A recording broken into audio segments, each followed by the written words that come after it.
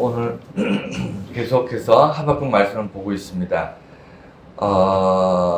오늘 본문이 2장 끝부분과 3장 시작되는 부분인데 왜 이렇게 2장 끝과 3장 앞부분을 함께 묶어서 말씀을 보냐면 2장 끝나는 부분까지 하나님께서 하박국에게 바벨론이 어떻게 망할 것인가, 그리고 그들이 심은 대로 그들이 저지른 그 악행에 따라서 벌을 받게 될 것이다, 심판받게 될 것이다, 이 말씀을 2장에서 쭉 하시다가 마지막에 어떤 말씀을 하시냐면 그들이 우상을 섬기기 때문에 회복되지 못할 것이다, 영원히 망할 것이다, 우상이 어떻게 그들을 구원할 수 있겠느냐, 내가 참된 하나님이시다 라는 것을 말씀하세요. 세상의 모든 우상, 모든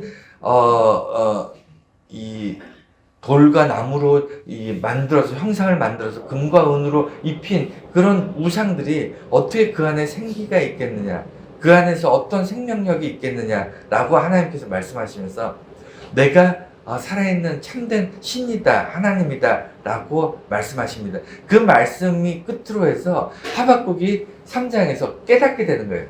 우리 하박국서가 1, 2, 3장밖에 없습니다. 짧은 본문인데도 3장에 하박국이 기도하면서 하나님 찬양하면서 경배하면서 시작하는데 첫 일성이 하박국이 뭐라고 얘기하냐면 하나님의 일이 속히 수년 내에 부흥케 하시고 진노 중에라도 긍휼을 잊지 말아달라고 이렇게 얘기합니다. 이게 하박국의 첫 고백이에요. 이 이야기를 우리가 그 어떤 드라마틱하게 하나님의 음성을 듣고 난 하박국의 어떤 변화된 모습을 보면서 우리 삶에 어떤 모습으로 우리가 살아야 될까 한번 비교해서 비춰보면서 우리가 말씀을 보려고 합니다. 먼저 설교 제목이 까불지 마라 라고 설교 제목입니다. 원래는 본문에 보면 2장 끝부분에 세상 모든 것들은 잠잠할지어다 이렇게 하나님께서 말씀하시거든요. 여러분, 이 잠잠하라는 게 말을 하지 말라라는 얘기가 아니에요. 오늘 본문 보면 세상의 모든 것들은 하나님 앞에서 말을 하지 말고 조용히 있어라 이런 뜻에서 잠잠하지 마라가 아니고 뉘앙스적으로 보면 까불지 마라가 맞아요.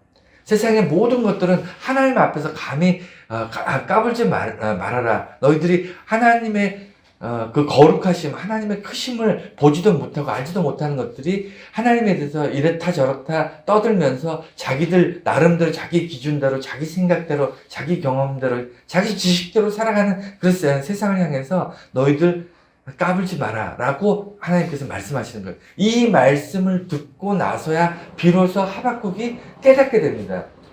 이 깨달음이라는 것이 제가 여러 번 말씀드렸습니다. 기독교는요, 기본적으로 몰라서 망하는 게 아니고요, 깨닫지 못해서 망하는 겁니다. 깨닫지 못한다는 게 뭐죠? 알고는 있는데 그 알고 있는 내용의 의미가 뭔지를 모른다는 거예요. 그냥 1 더하기 1은 2다. 이걸 그냥 암기하듯이 외우듯이 살면서 세상에 적용하고 교회 생활에 적용하고 이것이 믿음이라고 생각하는 거예요. 1 더하기 1이 왜 2인지에 대한 원리를 이해하지 못하고 있다는 것이, 그것이 안타까운 겁니다. 그래서 먼저 첫 번째로 까불지 마라, 잠잠할지어다, 이 본문에 대해서 우리가 기억할 때 네 가지를 기억해야 합니다. 첫 번째는요, 하나님의 살아계심, 하나님 계시다라는 것을 우리가 기본적으로 알고 있느냐라는 거예요. 여러분, 하나님이 실존하고 계시다는 걸 믿습니까? 알고 계시나요? 막연하게 그렇겠지라고 생각하십니까? 어떻게 생각하세요? 굉장히 많은 그리스도인들이 하나님에 대해서 막연하게 생각하고 있겠어요. 그러니까 산타크로스는 실제 인물입니까? 실제 인물 아니에요. 산타크로스 실제 인물이 아닌데 아직까지도 사람들 뇌리 속에는 산타크로스가 실제한다고 생각하는 거예요. 이 실제라는 것은 그냥 이름만 빌려온 거예요. 고대의 어떤 그 훌륭한 성자의 삶을 우리가 기억하면서 그의 이름을 빌려와서 오늘날 크리스마스에 산타크로스가 선물 준다 이런 식으로 이해를 하고 있는 겁니다. 여러분, 산타크로스는 실제는 인물이 아니에요. 그런데도 실제 같은 이유가 똑같습니다. 하나님이 산타크로스처럼 느껴지는 사람이 있어요. 교회 안에서 예수님의 십자가가 굉장히 낭만적이고 굉장히 동화 같은 그런 느낌으로 있는 사람들이 있습니다. 그래서 하나님이 실제 합니까라고 물어보면 선뜻 대답하지 못하는 사람들이 교회 안에서도 믿음 생활하는 사람 안에서도 제법 있습니다. 그래서 있다 없다를 한번 고민을 해야 됩니다. 하나님이 정말 있는가? 하나님이 정말 우리의 삶 속에서 좀 역사하시고 일하고 계시는가를 고민을 해보셔야 돼요. 그래서 있다 없다에 대해서 믿지 않는 사람들과 믿는 사람들이 굉장히 쉽습니다. 이거를 이해하는 게 참 쉬워요. 뭐냐면 있는 것을 증명하는 것이 어려울까요? 없는 것을 증명하는 것이 더 어려울까요? 예? 어떻게 생각하십니까? 있는 것을 증명하는 것이 더 어렵습니까? 없는 것을 증명하는 게 더 어렵습니까? 없는 것을 증명하는 게 훨씬 더 어려워요. 훨씬 더 어렵습니다. 있는 것을 증명하는 것은요, 누군가 딱 한 명이라도 무엇을 봤다, 뭐 있는 것을 목격했다, 아니면 이러면 됩니다. 여러분, 법정에서도요, 수많은 증인이 있으면 좋겠지만, 단 한 명의 증인이라도, 단 한 개의 증거라도, 그거 있으면 재판이 뒤집힙니다. 있다라는 것은 누가 언제 어디서 무엇을 봤다, 이거 하나를 증명하면 되는 거예요. 그렇지 않습니까? 모든 사람이 보지 못했어도, 모든 사람이 알지 못해도, 한 사람이 그것을 봤다 하면, 그것으로 증명할 수 있는 꼬투리가 생기는데, 없다라는 것을 증명하려면요, 세상의 모든 곳에서 없음을 증명해야 돼요. 모든 사람들이 보지 못한 것을 증명해야 되고, 세상의 모든 것 안에서 없음을 증명해야 되기 때문에, 없다는 것을 증명하는 것이 훨씬 어렵습니다. 세상에는요, 하나님이 있다고 믿고, 하나님과 동행하고, 예수 그리스도의 보혈을, 구원의 어떤 유일한, 그것을 고백하면서 살아가는 그리스도인들이 있기 때문에, 없다를 증명하는 사람들은, 그 한계가 있다는 거예요. 이해가 되십니까? 있다를 증명한 사람은, 봐라, 주변에 예수 믿는 사람이, 하나님 믿는 사람이 있지 않느냐, 충분히 증명할 수 있지만, 없다를 증명하는 것은 어렵습니다. 제가 이 말씀을 왜 드리냐면, 바벨론이 하나님이 의해서 성장하고, 그들이 하나님께서 목적이 있어서 그들을 부흥케 하셨지만, 크게 이렇게 이렇게 크게 만드셨지만, 그들이 그 잔혹함과 그들만의 교만함과 안일함과 이런 아나무인한 그 잔혹함 속에 파묻혀가지고 하나님을 무시한 거예요. 하나님의 존재 자체를 인정하지 않았습니다. 내가 힘이 있는데, 내가 모든 나라를 다 부셔버릴 수 있는데, 내 앞에 모든 민족들이 다 머리를 조아리는데, 뭐하러 내가 신을 믿어? 왠지 모르게 여러분, 이런 사람들 주변에 있지 않나요? 예나 지금이나 마찬가지입니다. 있다를 하나님이 계시다, 하나님이 역사하신다를 믿고 있는 사람들, 그들의 겸손함과 하나님이 없다라고 생각하는 사람들의 오만함은 종이 한 장 차이라니까요. 종이 한 장 차이입니다. 약간의 견해 하나로 내가 뭘 가지고 있느냐, 내가 무엇을 믿고 있느냐로 그냥 하루아침에 바뀌는 게, 그게 사람들의 속성이에요. 그래서 이 잠잠할지어다라고 하나님께서 말씀하실 때는 세상에 하나님을 믿는 사람들과 하나님이 있다고 얘기하는 사람들과 없다고 얘기하는 많은 사람들 사이에서 하나님께서 그것을 말씀하시는, 내가 세상의 수많은 우상과 비교되는 존재가 아니다. 세상의 수많은 우상과 이런 것들은 생기가 없지 않느냐. 그런 것들은 인간들이 깎아가지고 금과 은을 부어 만든 저 나름대로의 우상이 아니느냐라고 얘기하는 거예요. 여러분 똑같잖아요. 현대사회도 돈이나 명예나 권력이나 모든 게 다 인간들이 만들어 놓은 그거 아닌가요? 금과 은을 부어가지고 서로 탐욕 속에 몰입되게끔 만든, 그것이 무슨 생기가 있습니까? 여러분, 돈이 생기가 있나요? 돈이 여러분을 구해주나요? 그렇지 않잖아요.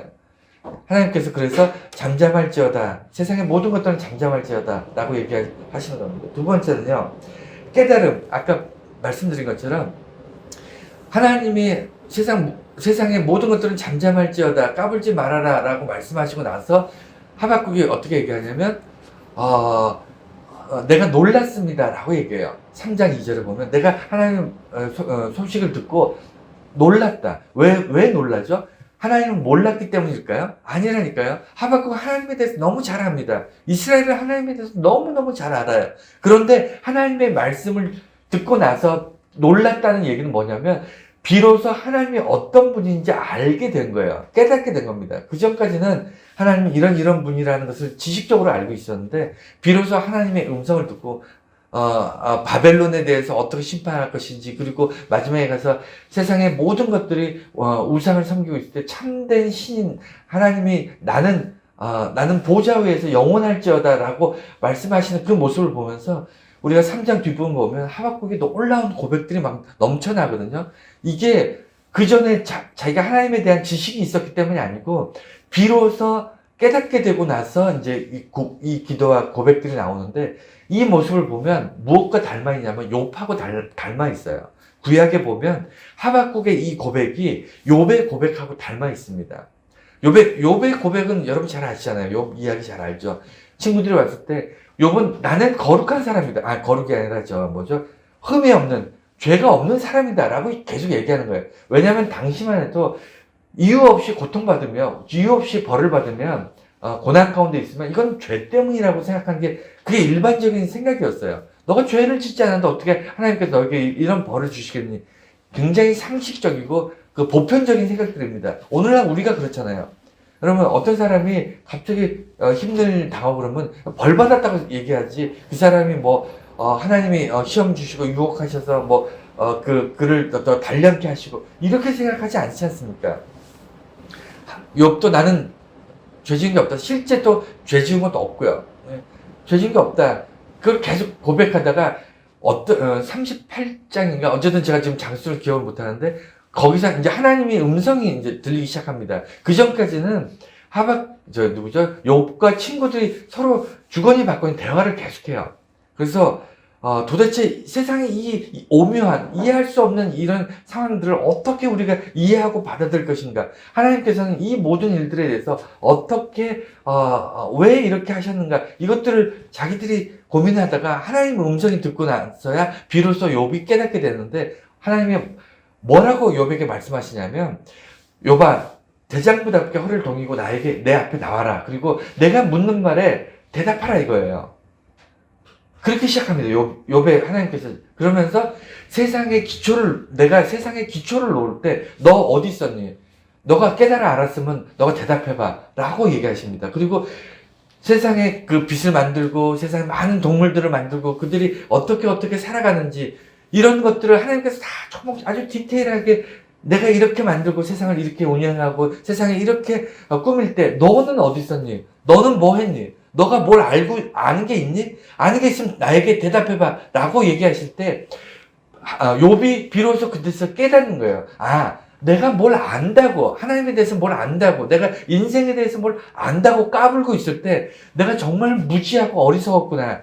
내가 죄가 없다고, 내가 악한 일을 하지 않았다고, 나는 자기 변명만 자꾸 하고 나는 문제 없다. 이 얘기는 뭐죠? 하나님이 잘못했다는 거 아니에요. 욥 얘기는 나는 죄를 짓지 않았는데 하나님이 뭔가를 실수하신 게 아닐까. 또는 하나님께서 내게 벌을 주시는데 내가 죄가 없다. 고통이 너무 심하다. 차라리 죽는 게 나을 뻔했다. 이렇게 자기 인생을 한탄하고 있잖아요.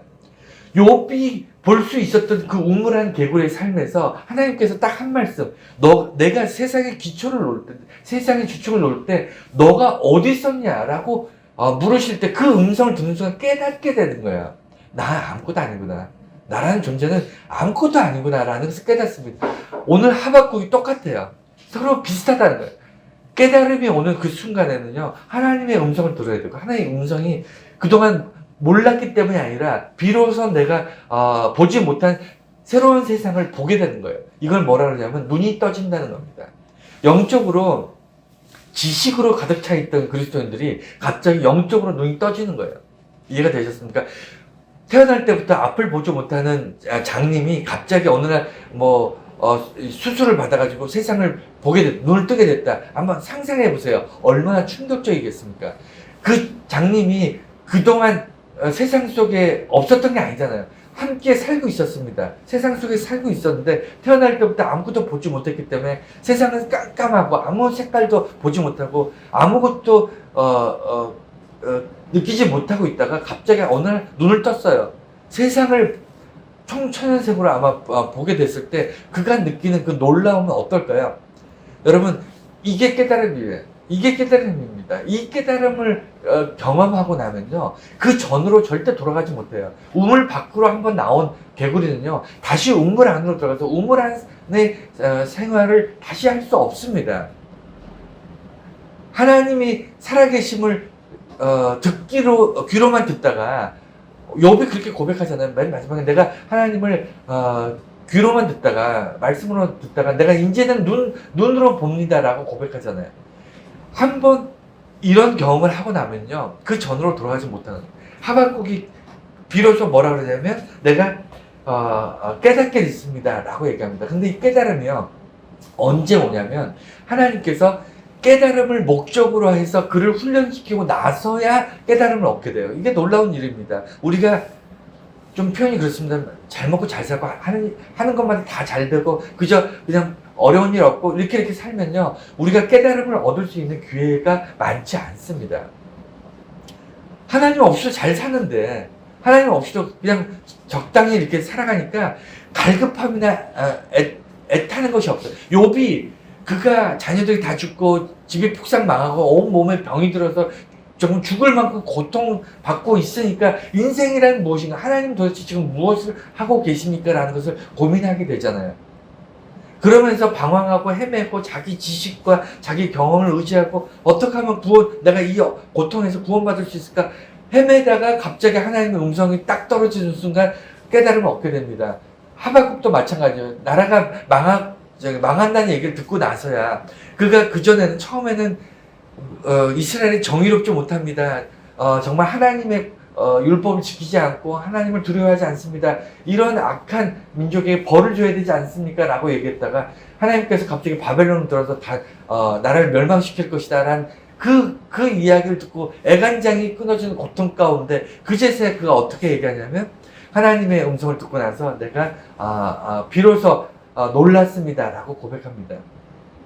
하나님의 소식을 듣고 놀랐습니다 라고 얘기하는, 여러분, 내게 이해할 수 없는 고통이 옵니까? 내게 감당할 수 없는 고통이 옵니까? 그러면 곧 비로소 하나님의 어떤 분인지 깨닫게 된 놀라운 경험을 딱 이어서 하게 될 거예요. 왜냐하면 하나님의 이 고난에, 우리의 삶에 이유 없는, 알 수 없는 고난의 목적이 우리를 깨닫게 하기 위한 목적일 가능성이 높기 때문이에요.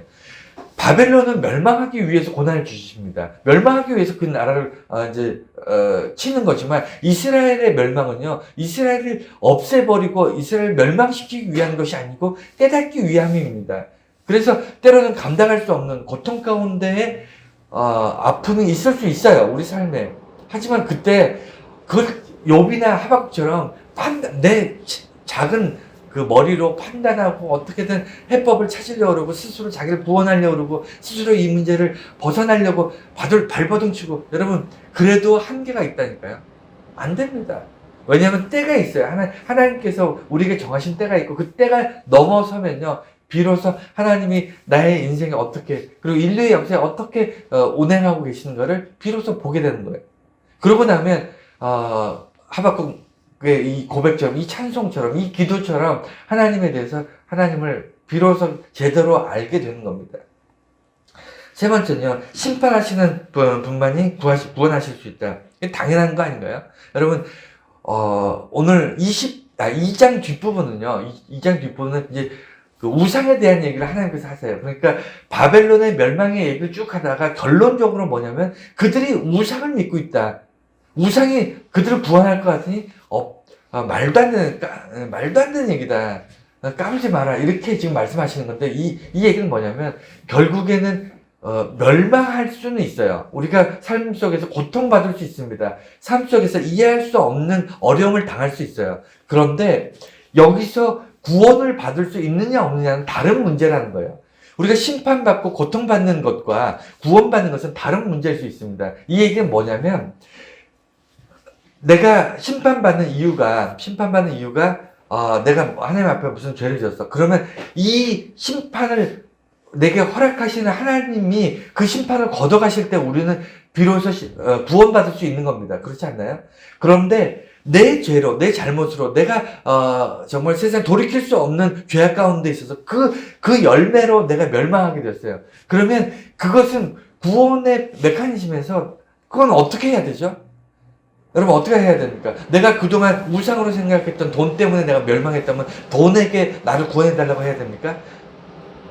여러분이 어떤 정말 죄악 가운데 있었는데 그 죄악을 죄인지 모르고 막 계속 짓고 있었어요. 그러면 나를 구원할 것이 이 죄악이 나를 구원할 이 더 깊이 더 이렇게 집중하면 여러분 그것으로부터 구원할 수 있나요? 그러니까 무슨 얘기냐면 여러분이 하나님 때문에 고통받는다면 하나님께서 여러분을 구원할 수 있지만 여러분의 죄악 가운데 고통받고 있다면 그 죄악이 여러분을 구원하지 않습니다.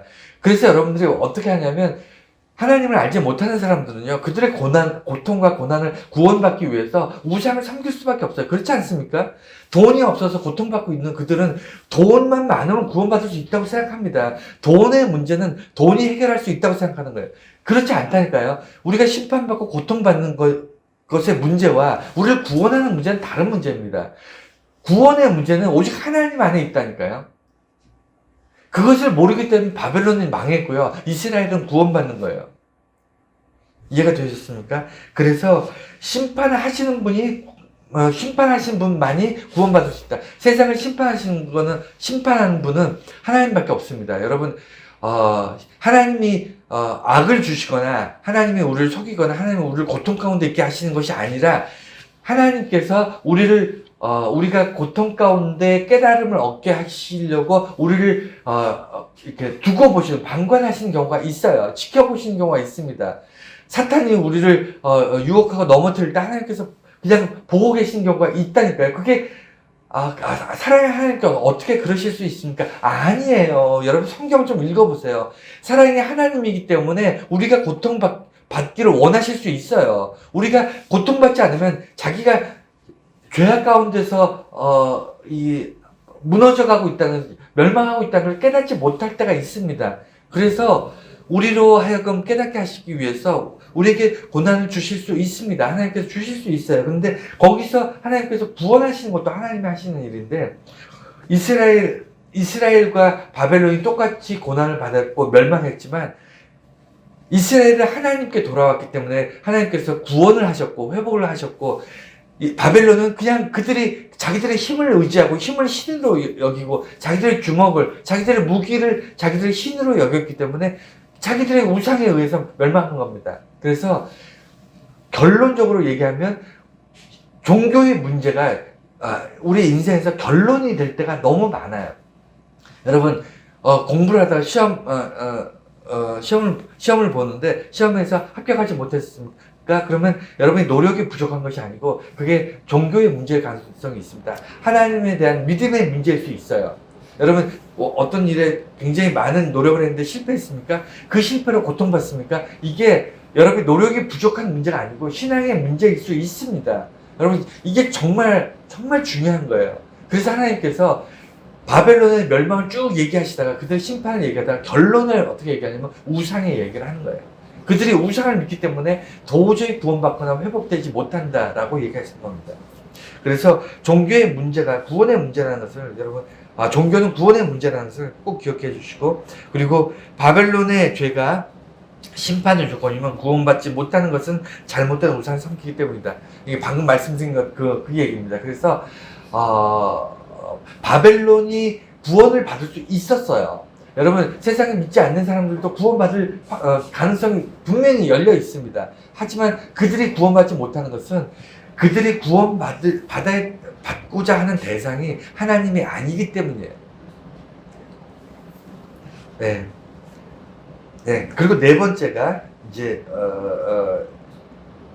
잠잠하라 라고 하나님께서 말씀하신 그 의미의 네 번째가 하나님의 공의를 가볍게 여겼다. 여러분 세상을 하나님께서 심판하시는 이유가 어차피 하나님 믿지 않는 세상이잖아요. 하나님 믿는 사람들은 하나님께서 그들을 하나님의 길로 의의 길로, 하나님의 의의 길로 인도하시기 위해서 혼을 내시거나 아니면 질책하시거나 그 죄를 물으시거나 이러실 수 있어요. 구원의 문제가 아니라 이 고통의 문제, 고난의 문제가 있을 수 있습니다. 왜냐하면 아무리 성실한 자녀라고 하고 아무리 착한 자녀라고 해도 잘못된 길로 갈 수 있잖아요. 그럼 부모 입장에서는 잘하는 건 잘한 거지만 못한 부분들, 잘못하는 것들은 지적하고 혼을 내거나 양육하거나 가르쳐야 될 때가 있습니다. 하나님도 우리에게 그렇게 하실 때가 있거든요. 하셔야 되고. 그런데 그렇지 않은 사람들, 세상에 있는 사람들, 하나님을 알지 못하는 사람들, 이들에게는 왜 하나님께서 심판하시죠? 왜 그들을 심판하실까요? 하나님과 무관한 존재인데 그렇지 않습니다. 무관하지 않아요. 세상은요, 하나님과 무관하지 않습니다. 하나님은 믿는 자나 믿지 않는 자나 똑같이 이 땅에서 살아갈 수 있도록 우리가 복을 받지 않으면 세상에서 살아갈 수 없거든요. 하나님께서 똑같이 복을 내리고 계세요. 다만 우리들은 그것을 알고는 있지만 그것을 감사하거나 하나님을 경배하지 못하고 찬송하지 못하고 그래서 하나님 앞에 부끄러운 모습으로 살고 있는 거고요. 세상은요, 하나님의 공의를 가소롭게 가볍게 여기는 거예요. 하나님의 공의, 그건 뭐 하나님은 무슨 공의가 있어? 세상에 무슨 하나님이 있어? 하나님이 뭘 역사해? 하나님이 살아계시면 내가 지금 이 고통받고 있는데 내가 건져줘야지. 그리고 나는 이렇게 착하게 살았는데 하나님 눈앞에 내가 하나님 눈앞에 보이면 내가 하나님 믿겠어. 세상은 다 그렇게 살잖아요. 하나님의 공의보다 뭘 믿는다고요? 세상의 방식을 믿는 거예요. 하나님 없다. 하나님이 있어도 세상에 법이 있고 도덕이 있고 윤리가 있는, 그게 더 중요하지. 그리고 재정적인 문제, 돈이 있어야 세상에서 행복하게 살아가는 거 아니야? 다 그 기준으로 세상을 보니까 거기는 하나님이 보이지 않습니다. 거기는 하나님이 어딨어? 라고 얘기하는, 하나님이 현재 세상을 운행하고 계시다는 것을 보지 못하는 거예요. 깨닫지 못하는 겁니다. 세상 사람들은 자기가 보고 싶은 대로, 자기가 배운 대로, 자기가 경험한 대로 살아갈 수밖에 없어요. 거기에는 하나님의 흔적이 없으니까 저마다 하나님의 공의와 하나님의 인도하심과 하나님의 운행하심을 비웃는 겁니다. 세상은 그 비웃고 있어요. 하나님께서 그것을 놔두실까요? 그렇지 않습니다. 세상의 모든 것은 하나님이 창조하셨고요. 지금도 운행하시고, 비록 하나님을 알지 못하고 믿지 않지만 그들도 하나님이 창조한 인간이에요. 그래서 세상은 반드시 하나님께서 그들의 그 죄악을 하나님께서 심판하십니다. 그게 바벨론이에요.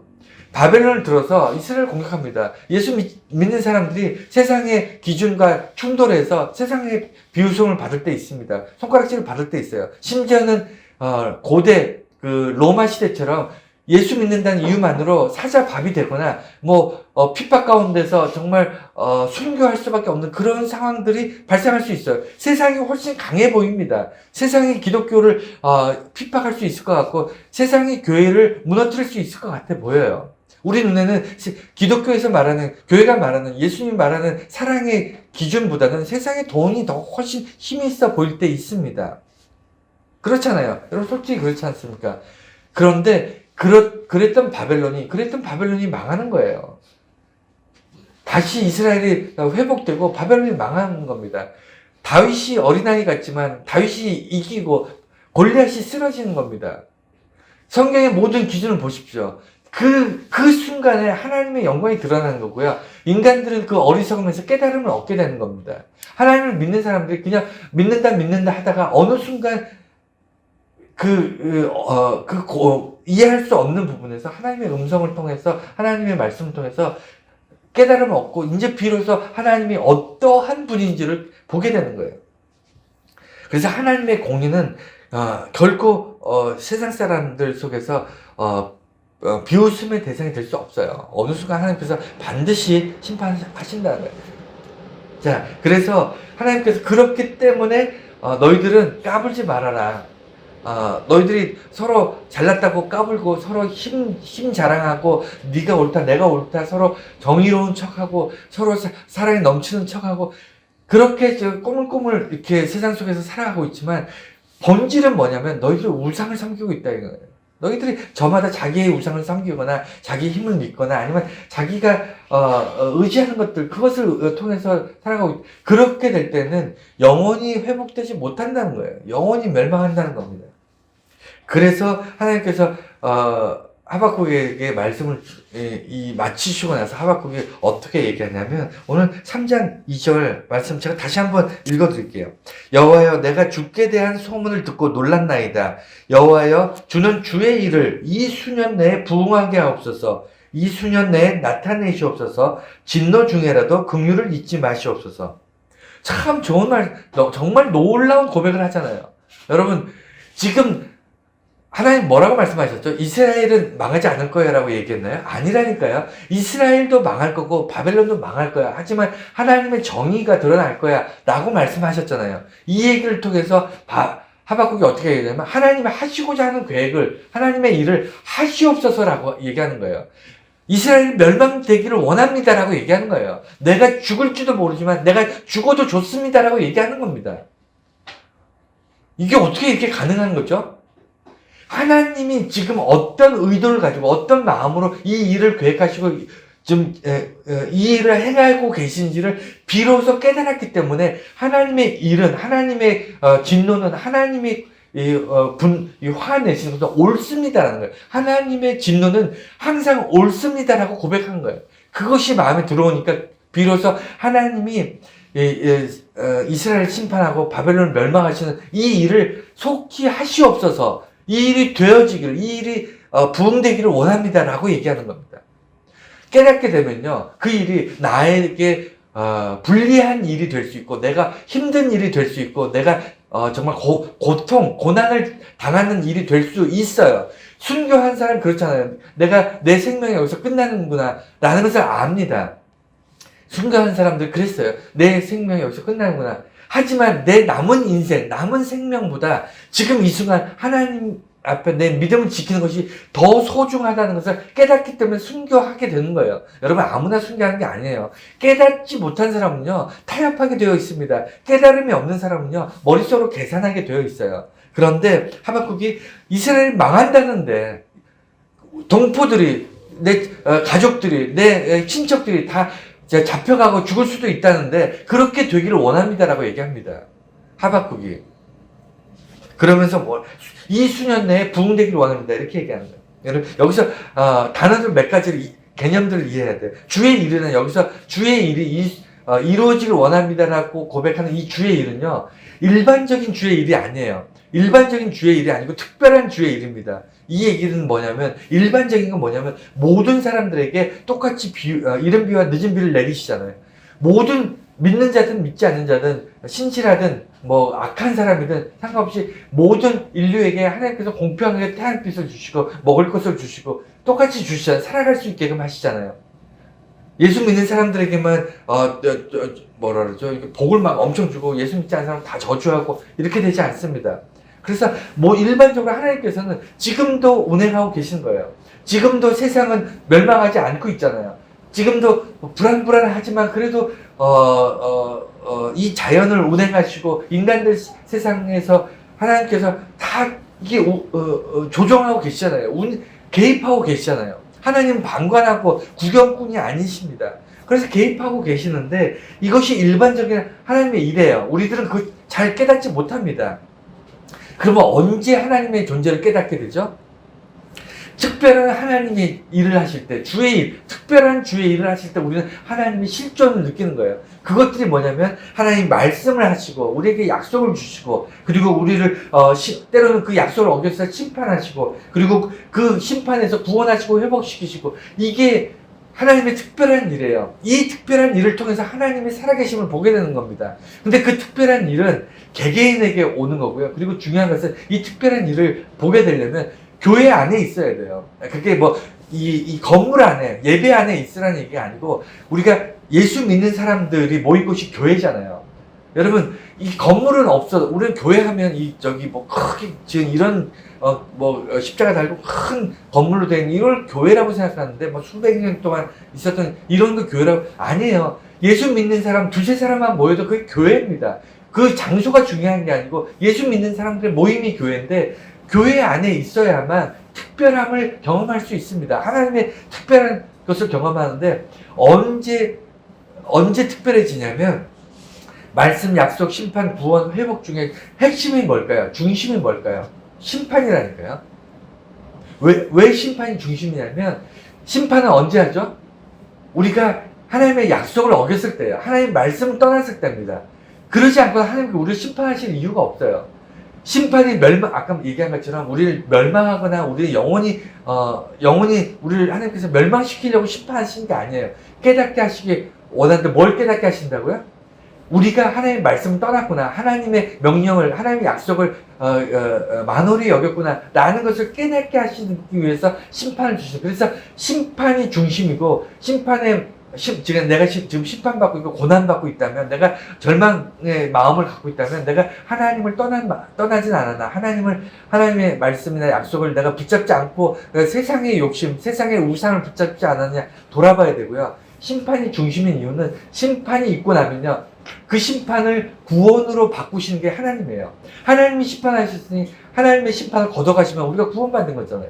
구원의 사건과 구원으로 끝나는 게 아니에요. 하나님의 놀라운 축복은, 하나님의 사랑은요, 구원으로 끝나는 것이 아니고 회복에 있어요. 회복. 우리가 이전보다 더 기쁨과 감사와 하나님을 더 많이 알게 되고, 더 놀라운 하나님의 이것을 경험하게 되는 그것이 회복인데, 회복까지 가게 되는 거예요.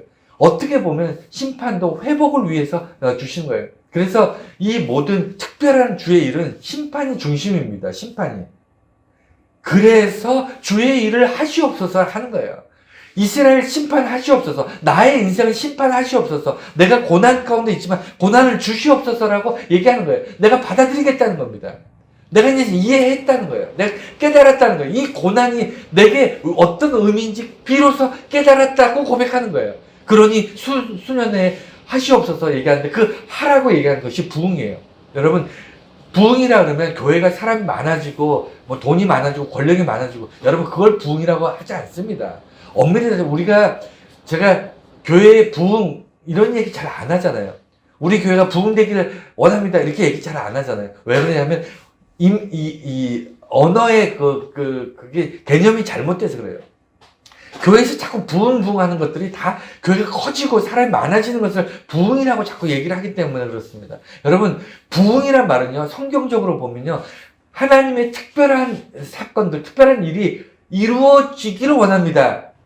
그럼으로 인해서 결론적으로 하나님이 드러나기를 원합니다. 이게 부흥이에요. 그러니까 어떠한 사건이 됐든 어떠한 일이 됐든 그 일로 인해서 하나님이 드러나기를 원합니다. 하나님이 나타나기를 원합니다. 하나님의 모습이, 하나님의 어떤 하나님 되심이 세상에 선포되기를 원합니다. 이게 뭐죠? 이게 부흥이라는 겁니다. 이해가 되셨습니까? 그래서 부흥회라는 것은 막 주변에 믿지 않는 사람들 다 모아서 하나님 말씀하면서 함께 말씀을 배우고 기도하고 찬송하고 이러면서 그들이 교회 안에 그냥 모여서 무슨 뭘 하는지 몰랐는데 와 보니까 정말 살아계신 하나님을 예배하고 경배하고 찬양하는구나, 이런 것을 경험하게 되는 것을 부흥회라고 하는 거예요. 여러분, 그래서 하나님의 드러나심이 언제 나타나냐면 심판 중에 구원이 있고요. 그 구원 중에 회복이 있고, 이것을 통해서 하나님이 드러나시는 거예요. 그래서 부흥이라는 것은요,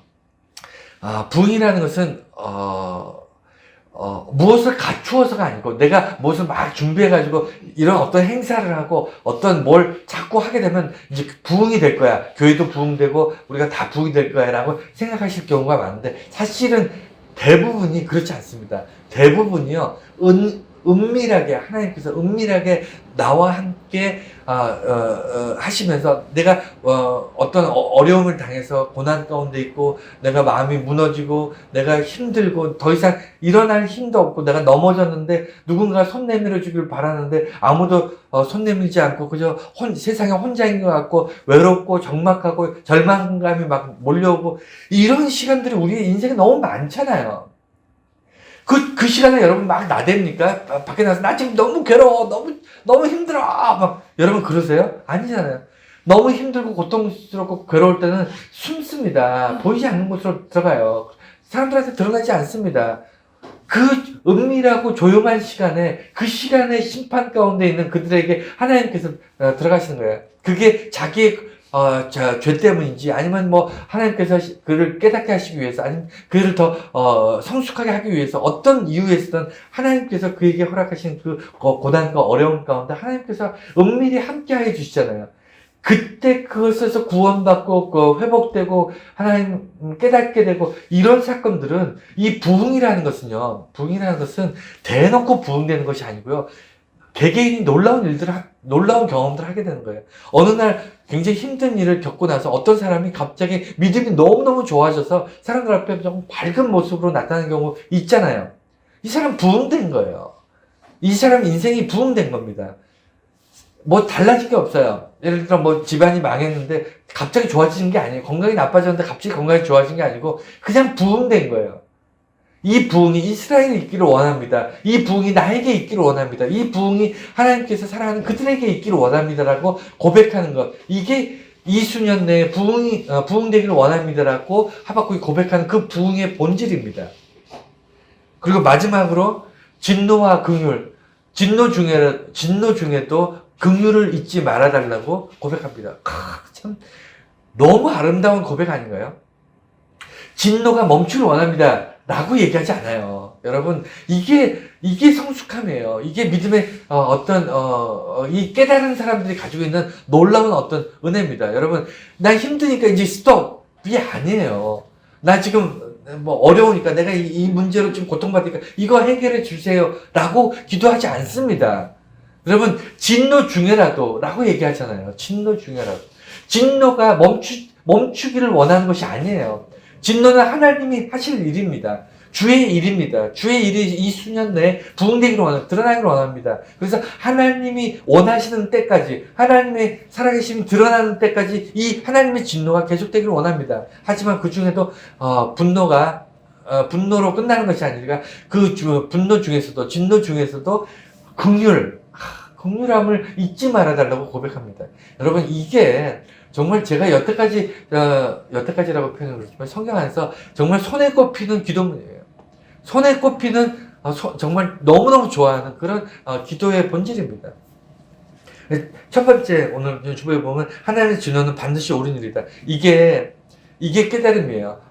하박국이 오늘 깨달은 거고요. 욥이 깨달은 거고요. 구약의 많은 선지자들이 깨달은 거고, 오늘날 예수 그리스도 안에서 예수 구주로 믿고 신앙생활을 하는 많은 그리스도인들, 그들이 수시로 깨닫게 되는 것이 이겁니다. 하나님의 진노는 항상 옳다. 왜 그러냐면 인간들은요, 저마다 제각각 자기 기준으로 보기 때문에 진노는 싫습니다. 모든 사람이 왜 혼나는 게, 왜 고통받는 게 왜 좋을까요? 당연히 안 좋죠. 그러면 어떤 식으로든 이것은 피해가고 싶고, 이건 잘못된 것 같고, 이건 아닌 것 같고, 그런데 어느 순간에 내게 닥친 이 고난과 이 어려움은, 이것은 정말 하나님께서 진노하신 것이고, 이 진노는 하나님의 진노가 있어야만 세상은 소망이 있고 희망이 있다라는 것을 깨닫는 거예요.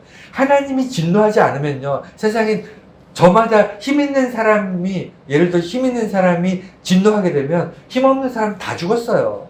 그렇지 않습니까? 아니, 저마다 사람마다 이해관계가 다르고 저마다 추구하는 게 다 다른데, 세상 사람들이 자기들 기준으로 힘 있는 사람들에 의해서 그들의 진노에 따라서 세상이 확확 바뀐다고 생각해 보세요. 지옥입니다, 지옥. 그렇지 않습니까?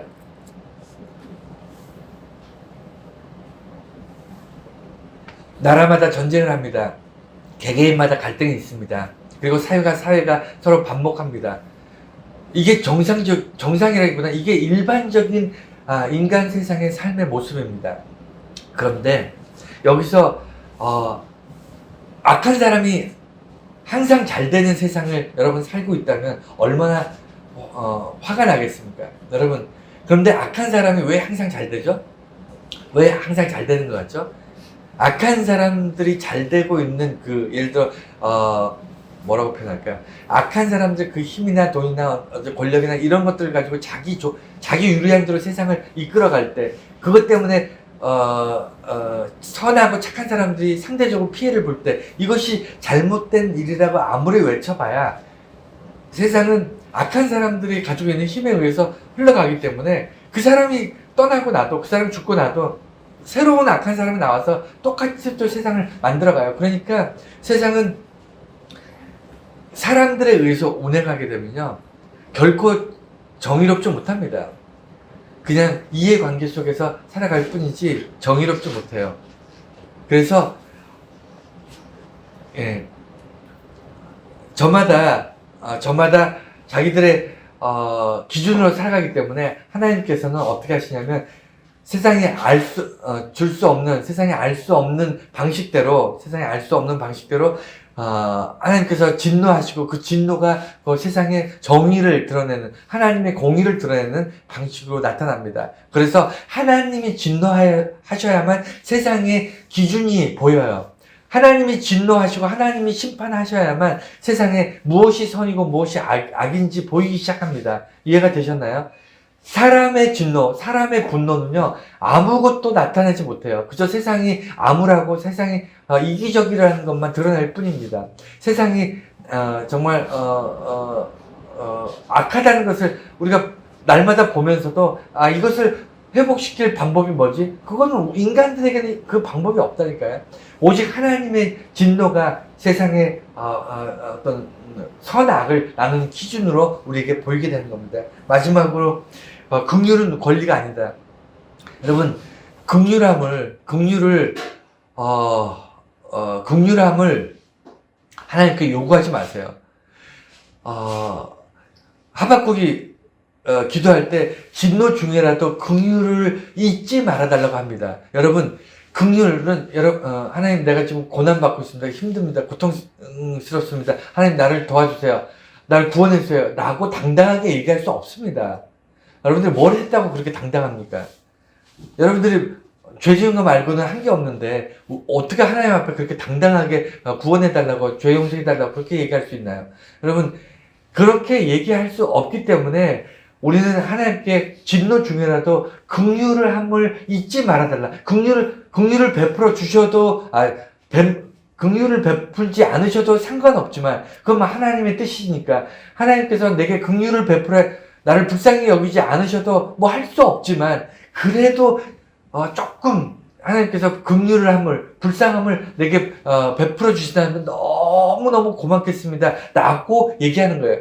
그게 하박국의 고백이었습니다. 여러분, 그게 맞아요. 여러분, 긍휼은 우리의 권리가 아닙니다. 하나님의 긍휼은요, 우리가 하나님께 요구할 수 있는 그런 내용이 아니에요. 그건 하나님이 결정하신 문제입니다. 그래서 진노 중에 어떤 사람은 바벨론의 침략으로 이스라엘이 멸망할 때 어떤 사람은 살아남는 사람도 있고, 어떤 사람은 포로된 사람도 있고, 어떤 사람은 바벨론의 칼에 죽을 수도 있는 그런 상황들. 이게 누구는 착해서 살고 누구는 악해서 죽고가 아니라니까요. 모든 사람이 죽어야 되는데, 모든 사람이 죽어야 되는데, 하나님의 긍휼하심을 어떤 사람은 살더라, 어떤 사람은 포로로 잡혀가더라, 이런 거예요.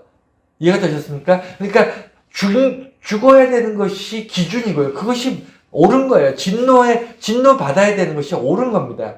내가 고통받는 것이 옳은 거예요. 하나님의 진노가 온 세상에 가득 차는 것이 옳은 겁니다. 하지만 하나님께서 그들을 진노하심 가운데 구원하시잖아요. 긍휼을 베푸시잖아요. 불쌍히 여기시잖아요. 그것이 우리가 하나님께 바랄 수 있는 거예요. 하나님, 진노 중에라도 긍휼을 잊지 말아주세요 라고 고백하는 겁니다. 그런데 놀라운 것은 이것이 구약에 기록된 내용이잖아요. 하나님의 원래 이스라엘과 맺었던 관계가 원래 이런 거고요. 오늘날은 이렇지 않아요. 오늘날은 달라졌어요. 왜 달라졌죠? 예수님이 내 죄값을 십자가에 못 박아 버리셨어요. 내가 죽어야 되는데 예수님 대신 죽으셨어요. 죄값을 치러 버리셨어요. 그래서 하박국은 진노가 옳습니다. 우리가 죄 지었어요. 우리가 잘못했어요. 죽어 마땅합니다. 그렇지만 진노 중에라도 긍휼을 잊지 말아주세요 라고 기도했다면, 오늘날 우리의 기도는 달라요. 우리는 하나님, 진노 중에라도 예수님을 잊지 말아주세요 라고 얘기하는 겁니다. 예수님이 나를 위해서 죽으셨잖아요. 나를 건지셔야 됩니다. 나를 구원하셔야 됩니다 라고 당당하게 얘기할 수 있어요. 왜?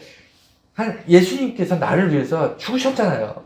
그러니까 하나님 진노 중에라도 예수님 잊지 말아주세요. 진노 중에라도 예수님께서 나를 구원하시기 위하여 그 모진 고난과 십자가와 그 죽음의 고난, 부활의 영광을 하나님 그것을 기억해 주세요라고 얘기하는 거예요.